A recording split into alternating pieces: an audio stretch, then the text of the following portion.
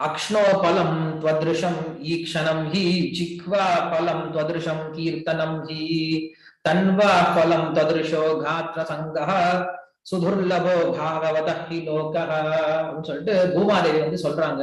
பிரகலாத் மகாராஜுடைய சரித்திரத்தை படிக்கும்போது அதுல வருது. பூமாதேவி சொல்றா, கண் படைத்த பயனே என்ன அப்படின்னா பகவானை பாக்குறது தான். நாவ படைத்த பயன் என்ன அப்படின்னா பகவானுடைய நாமத்தை சொல்றதுதான். காது படைத்த பயனே பகவானை பத்தி கேட்கறது தான். ஆனா கண்ணு, காது, நாக்கு இது எல்லாத்தையும் உபயோகப்படுத்தி பகவானை தவிர மற்றதெல்லாம் பண்ணிட்டு இருக்கும் இல்லையா? என்ன சொல்றாரு, சுதுர்லபகா பாகவத ஹி லோகே அப்படின்னு சொல்றாரு. இந்த உலகத்துல பாகவதர்களை, பக்தர்களை பார்ப்பதே ரொம்ப ரொம்ப அரிதானதுன்னு சொல்றாரு. உண்மைதானே இல்லையா? இந்த மதுரையில நாங்க இருக்க ஒரு இடத்துல பார்த்தோம் அப்படின்னா லட்சக்கணக்கான மக்கள் இருக்காங்க. எத்தனை பேர் இன்னைக்கு ஹரினா வந்து சொல்றாங்க, எத்தனை பேர் உட்காந்து பாகவத்தை கேட்கிறாங்க. இல்ல நம்ம இந்த பாகவதம் வந்து நம்ம இன்னைக்கு அட்வர்டைஸ்மெண்ட் பண்ணோம் அப்படின்னா எத்தனை லட்சம் பேர் மக்களுக்கு போய் சேர்ந்து இந்த பாகவதம் கேளுங்க அப்படின்னு சொல்லிட்டு. ஆனா எத்தனை பேர் வந்திருக்கும்? 100 பேர், ஒண்ணுமே இல்லை. சோ அப்ப இந்த பக்தி விஷயத்துல ஈடுபடக்கூடிய மக்கள் ரொம்ப ரொம்ப கம்மியாதான் இருக்காங்க. இப்படி அபக்தர்களை காணும் பொழுது அந்த பூமாதேவிக்கு அது ரொம்ப பெரிய பாரமா இருக்குன்னு சொல்றார். சோ இப்படிப்பட்ட அந்த பூமாதேவி என்ன பண்றா அப்படின்னா போய் பிரம்மதேவன் கிட்ட முறையிட போறா அப்படின்னு சொல்றார். பிரம்மதேவனை பத்தி சொல்லும் போது இங்க நம்மளுக்கு விஸ்வநாத சக்கரத்துக்கு சொல்றார், எந்த பிரம்மா கிட்ட போனார் அப்படின்னு சொல்றார். ஏன்னா நமக்கு தெரிஞ்ச பிரம்மா சத்தியலோகத்தில் இருக்காரு இல்லையா, அவர் அப்ப பாட்டு கேட்டு உட்காந்துட்டு இருக்கார். ஏன்னா ரைவதன் அப்படின்ற ஒரு ராஜா என்ன பண்றான், சத்தியகுத்துல பிரம்மதேவன் கிட்ட போய் சேர்றான். எதுக்காக போறான் அப்படின்னா தன்னுடைய மகளுக்கு நல்ல பொண்ணு வேணும், நல்ல மாப்பிள்ளைன்னு சொல்லி கேட்க போறான். நம்ம எல்லாம் வந்து கல்யாணம் பண்ணுவோம் அப்படின்னா என்ன பண்ணுவோம், ஜாதகம் தூங்கிட்டு ஒரு தரகர்கிட்ட போவோம், இல்லைன்னா இன்னைக்கு மகா ஆட்சின்னா என்ன பண்ணுவோம் அப்படின்னா matrimony.com போவோம் இல்லையா, நமக்கு ஒரு மாப்பிள்ளை வேணும் அப்படின்னா. ஆனா இந்த ரைவதன் அப்படின்ற ராஜா என்ன பண்றான், தன்னுடைய பொண்ணுக்கு மாப்பிள்ளை வேணும்னு சொல்லிட்டு நேரா பிரம்மா கிட்டே போயிட்டான். நீங்களே பார்த்து சொல்லுங்க, இந்த உலகத்துல நல்ல ஆள் யாரா இருந்தா பார்த்து சொல்லுங்க என் பையன், என் பொண்ணுக்கு அப்படின்னு சொல்லிட்டு. பிரம்மதேவர் அப்ப என்ன பண்றார், அங்க உட்காந்துட்டு ஆஹா ஹூ ஹூ அப்படின்ட்டு 2 கந்தர்வர்கள் அவங்க பாடக்கூடிய பாட்டை உட்காந்து கேட்டுட்டு இருக்காரு. அவங்க பேரே ஹாஹா ஹூ ஹூ. சோ அவங்க கிட்டதான் நம்ம எல்லாரும் ஆஹா ஹூன்னு பாட்டு கேட்கற போல இருக்கு. சோ அந்த கந்தர்வர்கள் பாட அவர் ரொம்ப ரம்யமா உட்காந்து கேட்டுட்டு இருக்கார். கண்ணு முடிச்சு பாக்குறாரு, இந்த ராஜா உட்காந்து இருக்கான். சாமி அப்படின்னு சொல்லி உட்காந்து, இங்க என்னடா பண்ணிட்டு இருக்க அப்படின்னு கேட்கிறாரு. இல்ல என் பொண்ணுக்கு வந்து ஒரு நல்ல மாப்பிள்ளை கேட்டு வந்தேன். அடடா தப்பு பண்ணிட்டேடா, நீ வந்து சத்தியுகம், இப்ப துவாபர யுகம் போய் திரேதாயுகம் வந்துருச்சு. இப்ப திரேதாயுகம் போய் துவாபர யுகமே வந்துருச்சு. துவாபர யுகத்துல ஏற்கனவே பலராமரே தோன்றிட்டார், கிருஷ்ண பலராமர் 2 பேரும் தோன்றிட்டாங்க. அதனால நீ என்ன பண்ண, உன்னுடைய பொண்ணை கொண்டு போயிட்டு பலராமர் கிட்ட கொடுத்துடு அப்படின்னு சொல்லி சொல்லுவார். சோ அப்ப அங்க பிரம்மதேவர் அங்க உட்காந்து இருக்காரு. அப்ப இந்த பசு எங்க போனது அப்படின்னா நமக்கு மறுபடியும் பராசரமுடைய விஷ்ணு புராணத்துல சொல்றாரு, வைராஜ பிரம்மம் அப்படின்னு சொல்லக்கூடிய சுமேரு பருவத்துல வைராஜ பிரம்மா அப்படின்னு ஒரு பிரம்மா இருக்காரு, விராஜ பிரம்மன் அப்படின்னு சொல்லி சொல்றோம். அந்த வைராஜ பிரம்மன் கிட்ட போயிட்டு இந்த பசு என்ன பண்ணுதா, முறையிட போகுதா. சோ அப்படிப்பட்ட அந்த பிரம்மதேவனிடம் போய் சேர்ந்து இந்த பசு அப்படிங்கிற இந்த பூமி தான் என்ன பண்றா அப்படின்னா பசுனுடைய ஒரு உருவத்தை எடுத்துக்கிட்டு அங்க போய் முறையிட போறாங்க அப்படின்னு சொல்லி சொல்றாரு. ஜகம்ம தரணி மேரோகோ சமயக் திரிதி வௌஷகம் அப்படின்னு சொல்லிட்டு பத்மம் இங்க வந்து அவரு பராசர முனிவர் வந்து விஷ்ணு புராணத்துல நமக்கு எடுத்து காட்டுறார். சோ இங்க அந்த வைராஜ பிரம்மா அப்படின்ற பிரம்மா கிட்ட போயிட்டு இந்த பூமாதேவி வந்து முறையிடுறாங்களா. என்ன முறையிடுறாங்க அப்படின்னா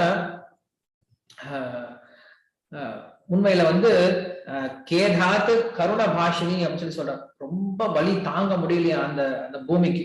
சோ அந்த வலி தாங்க முடியாம ஒரு பசுவனுடைய ரூபத்தை எடுத்துக்கிட்டு அங்க போய் முறையிட போறாங்க. ஏன்னா பசுவுடைய உருவத்தை எடுத்துக்கும் போது எல்லாரும் ரொம்ப கருணை காட்டுவாங்களாம். பசுவுக்கு எல்லாரும் கருணை காட்டுவாங்க. இன்னைக்கு பசு யாரும் கருணை காட்டுறது கிடையாது. இன்னைக்கு நாய்க்கு தான் எல்லாம் கருணை காட்டுறாங்க இல்லையா, எல்லார் வீட்லயும் நாய் வளர்த்துட்டு இருக்காங்க. ஆனா பசு அப்படிங்கிறது யாரும் வெட்டி சாப்பிட்டு இருக்காங்க. எதை வளர்க்கணும் எதை விடணும் அப்படின்றது இன்னைக்கு மனித குலத்துக்கு தெரியாம போயிடுச்சு இல்லையா. பசு அப்படிங்கிறது நமக்கு தாயை போன்றது. பசு அப்படிங்கிறது ஆன்மீகத்தினுடைய ஒரு மிருக உருவம் தான் பசு அப்படின்னு சொல்றோம். ஆன்மீகமே ஒரு மிருகமாக உருவெடுத்து வந்தது அப்படின்னா அது பசுன்னு சொல்லி சொல்லலாம். இல்ல ஆன்மீகமே நமக்கு ஒரு சாப்பிடக்கூடிய பதார்த்தமா வந்திருக்கு அப்படின்னா அது பசுனுடைய பால் அப்படின்னு சொல்லி சொல்லணும். பசுனுடைய பால் குடிக்கும் பொழுது நமக்கு புத்தியில நல்ல திசுக்கள்லாம் உற்பத்தி ஆகுது. அந்த நல்ல திசுக்கள் உற்பத்தி ஆச்சு அப்படின்னா நல்ல விஷயங்கள் நம்ம யோசிக்க ஆரம்பிப்போம், ஆன்மீக சிந்தனைகள்லாம் வர ஆரம்பிக்கும். ஆனா நம்ம என்ன பண்றோம், அதை கொண்டுறோம், தேவையில்லாத விஷயத்தை சாப்பிட்டு இருக்கோம் இல்லையா. சோ அப்படி அன்னைக்கு பசுவுக்கு அவ்வளவு மரியாதை கொடுக்கப்பட்டிருக்கு. அப்படிப்பட்ட அந்த பசு என்ன பண்ணுது அப்படின்னா போயிட்டு பேச ஆரம்பிக்கிறான். என்ன பேச ஆரம்பிக்குது, என்ன கம்ப்ளைண்ட் கொடுக்க ஆரம்பிக்குது அப்படின்னா சொல்ல ஆரம்பிக்கிறா, உண்மையில நிறைய அசுரர்கள் தேவையில்லாம எனக்குள்ள வந்து நுழைஞ்சிருக்காங்க. உதாரணத்துக்கு கம்சன், அரிஷ்டநேமி, தேனுகாசுரன், கேசி, பிரலம்பாசுரன், நரகாசுரன், சுந்தரன், அப்புறம் பானாசுரன், பலி மகாராஜனுடைய பையன் பானாசுரன், நிறைய பேர் வந்திருக்காங்க. இவங்க எல்லாம் தேவையில்லாத ஜென்மங்கள், எதுக்காக பிறந்தாங்கன்னு தெரியல, எல்லாரும் என் மேல உட்காந்து அட்டகாசம் பண்ணிட்டு இருக்காங்கன்னு சொல்லி சொல்றேன். கிருஷ்ணரும் சொல்றார், பகவத்கீதை சொல்றாரு, ஏவம் பிரவர்த்திதம் சக்கரம் நானுவர்த்த யதீஹய அஹாயிந்திரியாராமோ மோகம் பார்த்த ஜீவதி அப்படின்னு சொல்லி சொல்றார். அர்ஜுனா, நான் இந்த உலகத்துல ஒரு நீதியை வச்சிருக்கேன், இப்படிதான் வாழணும் அப்படின்னு ஒரு நீதியை வச்சிருக்கேன். அந்த நீதியை யார் ஒருத்தன் பின்பற்றலையோ அவன் வெறும் மோகம் பார்த்த ஜீவதி, அவன் தண்டத்துக்கு வாழ்ந்துட்டு இருக்கான்னு சொல்லி சொல்றாரு. பொதுவா நம்ம அப்பா அம்மா சொல்றது இருக்கு இல்லையா, நம்ம டீச்சர் சொல்லுவாங்க இல்லையா, இதெல்லாம் தண்டத்துக்கு இருக்குன்னு சொல்லி சொல்லுவாங்க இல்லையா. சோ அது போல கிருஷ்ணரை நம்ம திட்டுறாரு. கிருஷ்ணர் கிட்ட தண்டசோரன் பேர் வாங்கினா நல்லாவா இருக்கும் இல்லையா, யாரார்கிட்டயே பேர் வாங்கலாம். ஆனா கிருஷ்ணரை டைரக்டா நம்மள தண்டசோரன் திட்டினாங்கன்னா அதை விட ஒரு கேவலமான விஷயம் கிடையாது இல்லையா. உதாரணத்துக்கு இப்ப நம்ம பிரதம மந்திரி வரார், நம்மள ஸ்கூல்ல பார்க்க வரார், நம்ம ஏதோ ஒரு அபத்தமான ஒரு வேலை பண்ணிட்டு இருக்கோம், அவர் பாக்குறாரு, அவர் பார்த்து இதுக்கு தண்டசோரா வரேன்னு சொல்லிட்டு அப்படின்னா நியூஸ் எல்லாம் பரவிடும் இல்லையா, இந்தியா முழுக்க பரவிடும், ஏன் தண்டசோறு தண்டசோறு அப்படின்னு சொல்லிட்டு. அது போல கிருஷ்ணரை என்ன பண்றாரு, இங்க தண்டசோறுன்னு சொல்லி சொல்றாரு. யாரு அப்படின்னா கிருஷ்ணர் உற்பத்தி பண்ண சாஸ்திர விதிமுறைகளை யார் ஒருத்தன் பின்பற்றலையோ மோகம் பார்த்த ஜீவதி, அவன் எதுக்குதான் சாப்பாடுறான்னு தெரியல அர்ஜுனா, ஆனா தினசரி உட்காந்து 3 வேளை சாப்பிட்டு இருக்கான், அவன் ஒண்ணுமே சொல்றதுக்கு ஒண்ணுமே இல்லை அவனை பத்தி அப்படின்னு சொல்லி சொல்றான். அது போல இங்க பூமாதேவி சொல்றா, இந்த மக்களால ஒன்னும் பிரயோஜனம் கிடையாது, இருந்தாலும் இந்த மக்கள் என்ன பண்றாங்க, நிறைய பேர் உற்பத்தி ஆகிட்டு என்னுடைய தலையை சாப்பிட்டு இருக்காங்க அப்படின்னு சொல்லி சொல்றான். சொல்லி முடிச்சுட்டு அந்த பூமாதேவி வந்து காத்துட்டு இருக்காங்க. அப்ப என்ன பண்றாரு அப்படின்னா அந்த பிரம்மதேவர் சிவபெருமானை அழைத்து கொண்டு பகவானை பார்ப்பதற்காக திருப்பால்குள்ள போய் சேர்றாங்க. போய் சேரும் போது இங்க சொல்றாங்க, சிவபெருமானை ஏன் கூட்டிட்டு போறார் பிரம்மதேவர் அப்படின்னு சொல்லி கேட்கும் போது, பிரம்மா தத் உபாதாரிய அதஹா அப்படின்னு சொல்ற. பிரம்மதேவர் என்ன பண்ணார், பூமாதேவனுடைய இந்த அழுகுரலை கேட்கிறார். கேட்டு முடிச்ச பின்னாடி சரிம்மா பாத்துக்கலாம், அப்புறம் பண்ணிக்கலாம், நீ போயிட்டு வா அப்படின்னு சொல்லி அனுப்பலையா. என்ன பண்ண அதஹா, உடனடியாக என்ன பண்ணார், எந்திரிச்சார், உடனடியாக ரியாக்ட் பண்ண ஆரம்பிக்கிறார். கொஞ்சம் கூட சோம்பேறித்தனமே கிடையாது. சோ நமக்கு இருக்கக்கூடிய மிகப்பெரிய பிரச்சனை அப்படின்னா சோம்பேறித்தனம் தான் இல்லையா. எல்லாத்துக்கும் அப்புறம் பார்த்துக்கலாம், அப்புறம் பண்ணிக்கலாம், செஞ்சுக்கலாம், மெதுவா செஞ்சுக்கலாம், இப்பயே என்ன நேரம் இருக்கு, இன்னும் அதுக்கெல்லாம் நேரம் இருக்கு அப்படின்னு சொல்லிட்டு எல்லாம் தள்ளி தள்ளி தள்ளி தள்ளி போடுறது. சோ அப்படி இல்லாம உடனடியா அப்பயே செய்யணும் இல்லையா, சொன்ன விஷயத்த உடனே செய்யறது அப்படிங்கறது ஆன்மீகவாதிகளுடைய மிக முக்கியமான விஷயம். பகவத்கீதை எப்படிதான் ஆரம்பிக்குது, எப்படிதான் முடியுது. பகவத்கீதையில அர்ஜுனன் சொல்றான், என்னால முடியாதுன்னு சொல்லி சொல்றான். முடியாதா, முடியாது கிருஷ்ணா. முடியாதா, கண்டிப்பா முடியாது கிருஷ்ணா. கண்டிப்பா முடியாதா, கண்டிப்பா முடியாது கிருஷ்ணா. அப்புறம் கிருஷ்ணா பகவத்கீதை ஃபுல்லா பேசுறேன். பேசி முடிச்ச பிறகு இப்ப முடியுமா, இப்ப கண்டிப்பா முடியும் கிருஷ்ணா, உடனே கரிஷ்ய வச்சனம் தவ, நீ என்ன சொல்ற செய்ய தயாரா இருக்க இல்லையா. சோ பகவத்கீதையோட இறுதி சாரம் என்ன அப்படின்னா, ஒரு சேவை வந்துச்சு அப்படின்னா அதற்கு எந்த விதமான சாக்கு போக்கும் சொல்லாம உடனடியா செய்ய தயாரா இருக்கணும். அப்படி செய்ய தயாராயிட்டோம் அப்படின்னா நம்ம கிருஷ்ணர்கிட்ட போறதுக்கு தயாராயிட்டோம் அப்படின்னு அர்த்தம். அப்படி இல்ல இன்னும் சாக்கு சொல்லிட்டே இருந்தோம்னா மறுபடியும் நம்ம இந்த உலகத்துல பிறவை எடுக்க போறோம் அப்படின்னு அர்த்தம். நாம் என்ன பண்றோம், கிருஷ்ணருக்கு செய்ய வேண்டிய சேவையை தவிர எல்லாம் மத்ததெல்லாம் பண்ணிட்டு இருக்கோம். கிருஷ்ணருக்கு ஏதாவது ஒண்ணு செய்யுங்க அப்படின்னா மட்டும் உடனே நிறைய அதுக்கு ரீசன் சொல்லுவோம். இல்ல எனக்கு இந்த பிரச்சனை இருக்கு, அந்த பிரச்சனை இருக்கு, இந்த வேலை இருக்கு, அந்த வேலை இருக்கு, பகவானை பத்தி கேட்க வாங்க அப்படின்னு சொன்னா கூட எனக்கு இந்த வேலை இருக்கு, அந்த வேலை இருக்கு நம்ம சொல்லி என்ன பண்ணுவோம், தட்டி கழிச்சிடும். அது கிடையாது. ஆன்மீகம் அப்படின்னா நாம் பக்திக்கு அதிக முக்கியத்துவம் கொடுக்கணும், பௌதிகத்துக்கு கம்மியான முக்கியத்துவம் கொடுக்கணும்.